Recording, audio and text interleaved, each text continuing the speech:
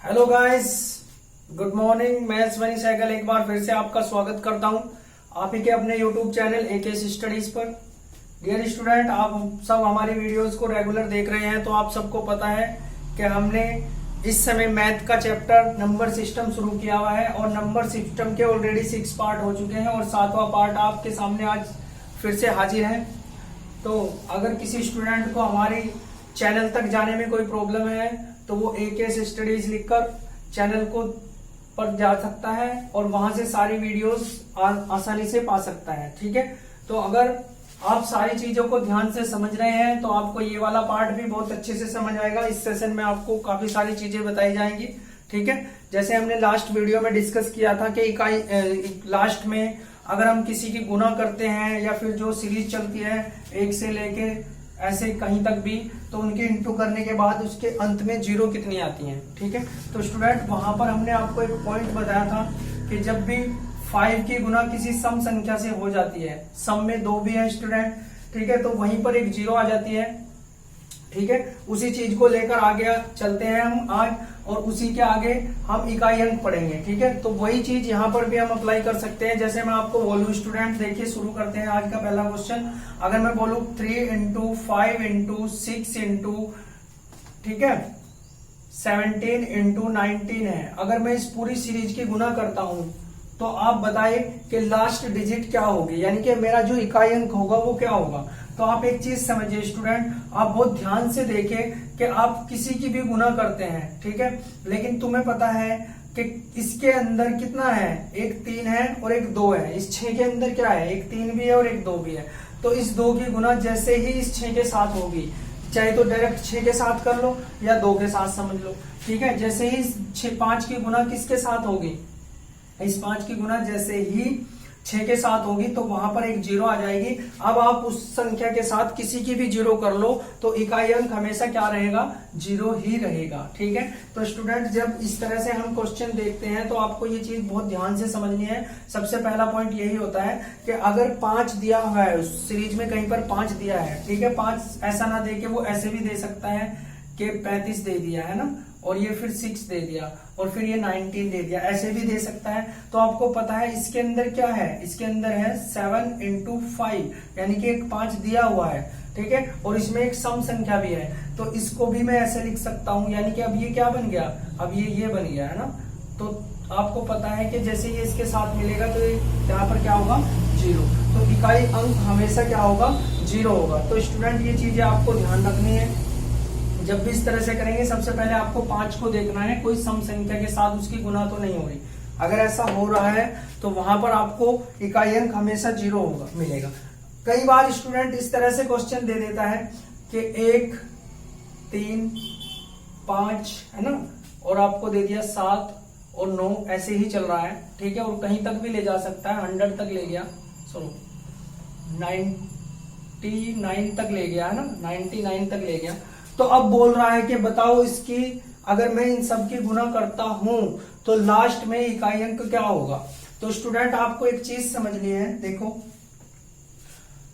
अगर कभी भी, देखो ये सारी क्या है, विषम संख्याएं हैं, सारी विषम संख्याएं हैं, है ना, 1 3 5 7 9 11 13 सब विषम संख्याएं हैं, इसके अंदर कोई भी सम संख्या नहीं होगी। ठीक है, जब इस तरह से आपको सीरीज दे के रखेगा तो आपको हमेशा क्या करना है, आंसर 5 लगाना है। ऐसा क्यों हुआ स्टूडेंट, वो चीज समझिए आप। देखो अगर मैं 5 की गुना 7 सम संख्या को छोड़कर किसी और अदर संख्या से करता हूं तो वहां पर हमेशा इकाई अंक 5 ही आता है। जैसे देखिए 3 से कर लीजिए, ठीक है, 5 की गुना 5 से कर लीजिए, 5 की गुना 7 से कर लीजिए, 5 की गुना 9 से, कितने भी एग्जाम्पल ले दिए, सबसे इकाई अंक क्या मिलेगा, सबसे इकाई अंक क्या मिलेगा आपको, 5 ही मिलेगा, 5 ही मिलेगा। ये 45, ये 35। ठीक है, तो आपको ये चीजें समझ आ रही होंगी स्टूडेंट, आपको सारी चीजें समझनी है। हम पढ़ रहे हैं नंबर सिस्टम, तो नंबर सिस्टम में आपको नंबर की पूरी नॉलेज होनी चाहिए। आपको पता चल चुका है कि 5 के साथ 2 मिलकर 0 देता है, जिसका यूज हमने पिछली वीडियो में भी किया था और आज भी इसका यूज हमने आपको बताया कैसे किया है। अब अगर इस तरह से दे देता है, उसके अंदर कोई भी सम संख्या नहीं होगी और इस तरह से दे दिया और एक 5 आपको कहीं पर दिखाई दे गया, तो इसका मतलब आप समझिए उसके इकाई अंक हमेशा क्या होगा, 5 ही होगा। ठीक है, देखो अगर मैं आपको समझाऊं तो 3 पंजे 15 आ गया। ठीक है, इकाई अंक का फंडा ये होता है स्टूडेंट कि अब मैंने इसकी गुना कर दी तो मुझे 15 से इसकी गुना 7 की 7 करने की जरूरत नहीं है, केवल मैं 5 से कर दूंगा तब भी मेरा काम हो जाएगा। 5 सते 35, तो अब 5 आ गया। अब 9 की गुना इससे कर दूंगा 5 से, 9 बजे 45, फिर 5 आ गया। तो ऐसे ही चलता रहेगा क्योंकि कोई सम संख्या नहीं आएगी। अगर कोई सम संख्या आ जाए तो ये 5 जीरो बना देगा। ठीक है, तो आपको ये चीज याद रखनी है। इस तरह से आप यहाँ से समझ सकते हैं स्टूडेंट। दूसरा आपको इस तरह से दे सकता है कि अगर आपको बोल दे कि 2 इंटू, या फिर इसी क्वेश्चन को आपको ऐसे भी बोल सकता है कि 1 से लेकर 99 तक की यदि सभी विषम संख्याओं की गुना की जाए तो इकाई अंक क्या होगा। यही क्वेश्चन ये भी बोल सकता है और मैंने आपको लिख के दे दिया तो इससे कोई फर्क नहीं पड़ने वाला, सेम यही रहेगा। विषम बोला है तो विषम में कोई सम नहीं आएगी तो जीरो भी नहीं आएगी। ठीक है, हमेशा 5 आएगा।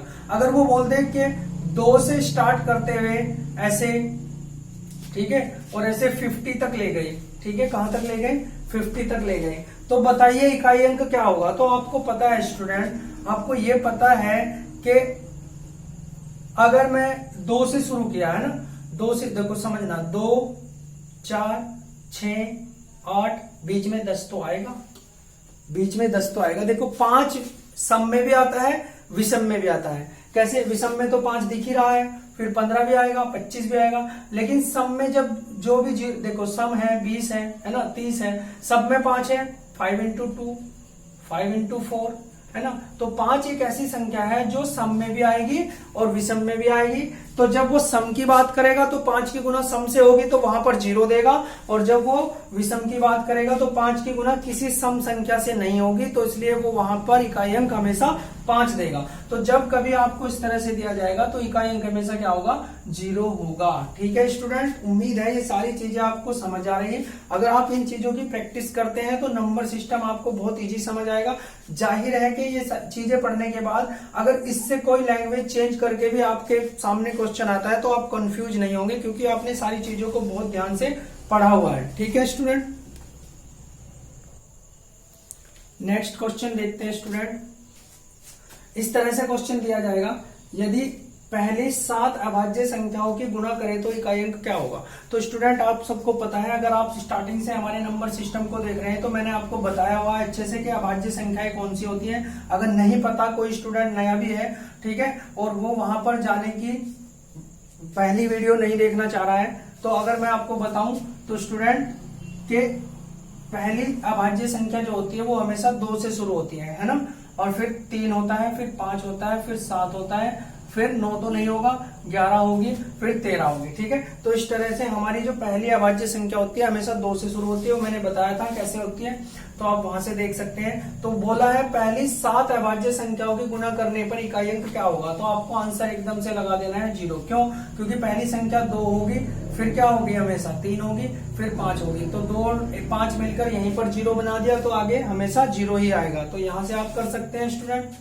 ठीक है, इसके बाद कई बार इस तरह से क्वेश्चन पूछ लेगा आपको कंफ्यूज करने के लिए, यदि 2 से बड़ी व 23 से छोटी सभी अभाज्य संख्याओं की गुणा की जाए तो इकाई अंक क्या होगा। तो स्टूडेंट आपको बहुत ध्यान से समझना है, 2 से बड़ी, इसका मतलब 2 से बड़ी अभाज्य 3 होगी, फिर 5 होगी, फिर 7 होगी। अब हमें आगे नहीं देखना है, क्यों, क्योंकि यहीं पर हमारा क्या बन गया, 5, और अब 2 के बाद कोई भी ऐसी सम संख्या नहीं होगी जो अभाज्य होगी और अभाज्य में सम संख्या आ पाएगी, ऐसी कोई भी संख्या नहीं होगी। तो इसलिए हमेशा इकाई अंक क्या होगा, 5 ही होगा, इसका इकाई अंक हमेशा क्या होगा, 0 ही होगा। ठीक है स्टूडेंट, देखो अगर आप पहली बार इस चैनल पर आए हैं, अगर पहली बार विजिट की है, तो मैं आपको ये सजेस्ट करना चाहता हूँ कि नंबर सिस्टम को आप स्टार्टिंग से पढ़िए, ताकि फिर आपको ये सारी चीजें भी समझ आ जाए। ठीक है स्टूडेंट, तो आपको ये चीजें याद रखनी है। इसके बाद आगे हम देखते हैं। ठीक है स्टूडेंट, तो इस वीडियो को हम यहीं पे समाप्त करते हैं, इस उम्मीद के साथ ये चीजें आपको सारी समझ आई होगी। ठीक है ना स्टूडेंट, और मैं आपको बार बार बोल रहा हूं कि अगर आप पहली बार चैनल पर आए हैं तो आप वापस जाइए और हमारे पहले पार्ट से नंबर सिस्टम को देखिए, और अगर आप मैथ के दूसरे भी चैप्टर्स पढ़ना चाहते हैं तो वहां पर हमारे 3 से 4 चैप्टर ऑलरेडी और कुछ कैलकुलेशन के पार्ट जैसे वर्ग स्क्वायर और जो भी सारी चीजें हैं वो वहां पर अवेलेबल है। आप प्ले लिस्ट में, है ना, चैनल पर जैसे ही जाएंगे और क्लिक करेंगे तो वहां पर प्ले लिस्ट आएगी एक, है ना, प्ले लिस्ट में जाकर आप सारी चीजों को देख सकते हैं वहां से, और हमारे चैनल को फॉलो कर सकते हैं। ठीक है। और अगर आपको हमारे चैनल से फायदा मिल रहा है स्टूडेंट, अगर आपको लग रहा है कि हाँ हम इस चैनल से सीख रहे हैं, तो आपको इस चैनल का जो है आगे बढ़ाना है और सपोर्ट करना है, ठीक है। अपने सारे जितने भी फ्रेंड सर्किल है उनमें इस चैनल को शेयर करना है, ताकि वो लोग भी इस चैनल के माध्यम से अपना मैथ जो है वो अच्छा कर सके, मैथ को सीख सके, और उनके अंदर से भी जो मैथ का एक डर है, जो डर बना हुआ होता है बच्चों के अंदर, वो खत्म हो सके। और मैंने जैसा कि आपको पहली वीडियो में जब मैंने अपने चैनल की शुरुआत की थी, तो मैंने आपसे वादा किया था ये स्टूडेंट कि इस चैनल के माध्यम से मैं आपको कंप्लीट मैथ सिखाने का प्रयास करूंगा, और बिना किसी स्ट्रेस के। आपको ऐसा लगेगा कि आप मैथ नहीं पढ़ रहे हैं, उसको एंजॉय कर रहे हैं, ठीक है। मैं आपको मैथ का एंजॉय करना सिखा रहा हूं, ताकि आप सारी चीजों को आराम से समझ सके, ठीक है। जो एक स्ट्रेस आप लोगों के अंदर है, जो कोई स्टूडेंट नया है, मैं उसकी बात कर रहा हूं, जिनको डर लगता है, वो हमारे चैनल पर आकर मैथ सीख सकता है, उसके लिए वेलकम है। तो अगर आप चाहते हैं मैथ सीखना, तो हमारे चैनल को सब्सक्राइब जरूर करना है, ठीक है स्टूडेंट। तो मिलते हैं नेक्स्ट वीडियो में, तब तक के लिए गुड बाय।